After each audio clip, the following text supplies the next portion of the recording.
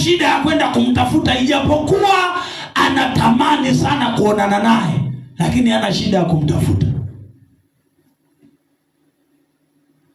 Na watu wanatamani sana Mungu aonekane kwenye maisha yao, lakini hawana mpango wa kumtafuta Mungu.